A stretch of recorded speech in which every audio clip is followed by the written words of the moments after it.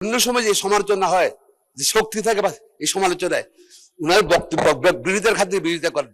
কথার মধ্যে শক্তি নাই, বিরোধিতার মধ্যে শক্তি নাই তাদের। ব্যাংক উঠে হয়ে গেছে। এত ব্যাংক দরকার কি বাংলাদেশে? এত ব্যাংক দরকার নেই বাংলাদেশে। আমি প্রথমে বক্তব্যের শুরুতেই বাংলাদেশের প্রধানমন্ত্রী সংসদ নেতা জনাব তারেক রহমান সাহেবের সাম্প্রতিক মালয়েশিয়া এবং চীন সফরে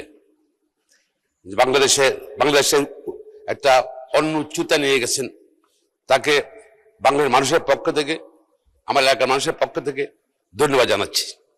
শ্রদ্ধার সাথে স্মরণ করছি শহীদ প্রেসিডেন্ট জিয়াউর রহমানকে, স্বাধীনতা ঘোষক।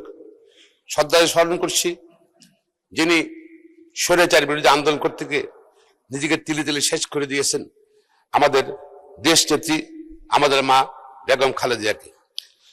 মাননীয় স্পিকার, এই বাজেট নিয়ে বক্তব্যের আগেই আমি স্বাধীনতা সংগ্রামে স্বাধীনতা সংগ্রামে বীর যারা জীবন দিয়েছেন এই দেশের জন্য তাদের শ্রদ্ধা জানাচ্ছি। জুলাইয়ের আগস্টে যারা আত্মীয় দিয়েছেন বাংলাদেশে গণতন্ত্র পুনঃপ্রতিষ্ঠার জন্য, আইনের শাসন পুনঃপ্রতিষ্ঠার জন্য তাদের আত্মার প্রতি। মাননীয় স্পিকার, সময় অত্যন্ত সংক্ষিপ্ত, তো আমি যা বলতে চাচ্ছি, আমাদের যে বাজেট ঘাটতি বাজেট সব জায়গাতে হয়। বাংলার রেকর্ড দেখেন, সবসময় ঘাটতি বাজেটে আছে। ঘাটতি বাজেটে এই বাজেট হলো ভিশন, যে আগামী 1 বছর বাংলাদেশের কিভাবে উন্নয়ন হবে, পরিকল্পনা। সুতরাং এই বাজেটটায় অনেক সামাজিক সুরক্ষার কথা বলা আছে, ফ্যামিলি কার্ড, কৃষক কার্ডের কথা বলা আছে, মাঠ পর্যায়ে, গ্রাম পর্যায়ে টাকা যাবে, গ্রামের মানি সার্কুলেশন বাড়বে বলা আছে। মাননীয় স্পিকার, আপনার সাধারণ যুবকদের কথা বলা আছে, কি যুবকদেরকে ট্রেনিং দেবো, যুবকদেরকে কর্মসংস্থান দেবো, সার্বিক উন্নয়নের কথা বলা আছে, যেটা আমি সঙ্গে বলতে হচ্ছে। কিন্তু বাজেটে দেখেন, আমরা উত্তরাধিকার সূত্রে পেয়েছি, এই বাজেটে 9,38,000 কোটি টাকার বাজেট, এর মধ্যে 6,00,000 কোটি টাকা হলো সরকার পরিচালনা ব্যয়। এই যে সরকারি কর্মচারীর বেতন, পেনশন, ইনফ্রাস্ট্রাকচার, এগুলোই। আর 1,07,000 কোটি টাকা হলো আগে যে লোন নিয়েছিল ওদের ইন্টারেস্ট দেওয়া।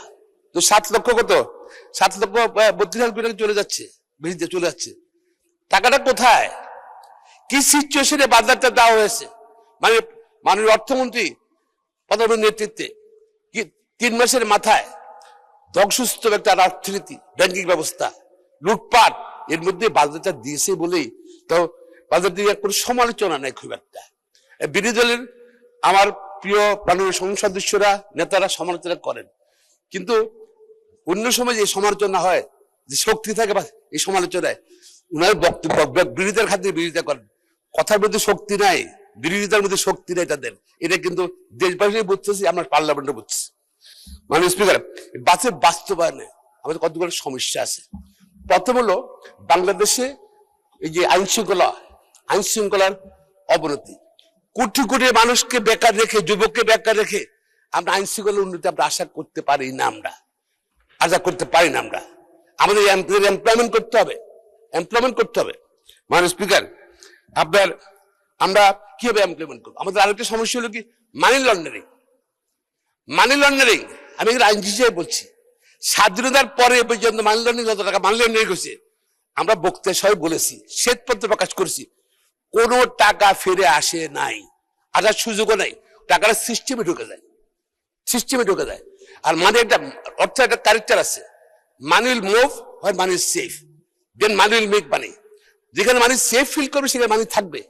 ঘরে থাকো, ঘরের মধ্যে ধরেন আমাদের মা বোনরা কি করে, সারা বছর ছিল আলমারিতে স্বর্ণ টাকা রাখে, ঈদের সময় বাড়ি যাওয়ার সময় বাসা খালি ওকে বের করে কাতার ভিতরে শাড়ি বিটি রেখে দেয়, বিকজ সেফ ফিল করে।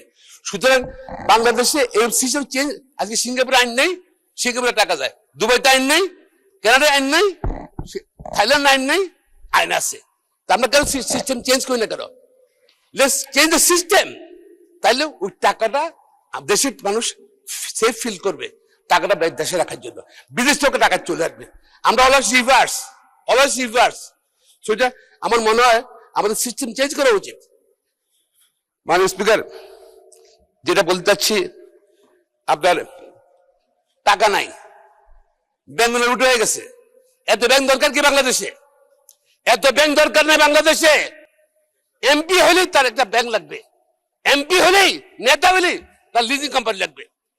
ব্যাংক বন্ধ করতে হবে, ব্যাংক কমে ফেলতে হবে। ব্যাংক দরকার নেই, ব্যাংক জনগণের টাকা দিয়ে ব্যাংকে ঘাটতি পূরণ করতে হয়, ব্যাংক কমায় ফেলতে হবে। আর ব্যাংক কমে ফেললে এখন টাকা কিভাবে আসবে? কেন আমরা চেঞ্জ করি না? কেন আমরা টাকা নগদ টাকা ঘরে, যেহেতু ব্যাংকের মানুষ আস্থা নাই, নগদ টাকা ঘরে। এবং যারা স্বৈরাচার ছিল টাকাটা তারা বসে রাখে, নগদ টাকা ফেলে চলে গেছে এবং ঘরে ঘর টাকা আছে, ব্যাংকে রাখে না মানুষ। আমরা 500 টাকা 1000 টাকার নোটা ব্যান করে দিই না। 2 মাসের মধ্যে টাকা জমা দিতে বলি, লিগাল করতে পারবে। যদি ট্যাক্স ফাইলে টাকা না থাকে 25% টাকা দিয়ে লিগাল করবে। দেখা যাচ্ছে আবার বাজার ঘাটতি ফিল আপ হয়ে যাবে, 2 লক্ষ 2.5 লক্ষ প্রায় ব্যাংক টাকা লিগাল হয়ে যাবে টাকাটা। এবং সেটা আপনার ইনভেস্টমেন্ট হবে, মানে ইকোনমিক হুইল ঘুরবে।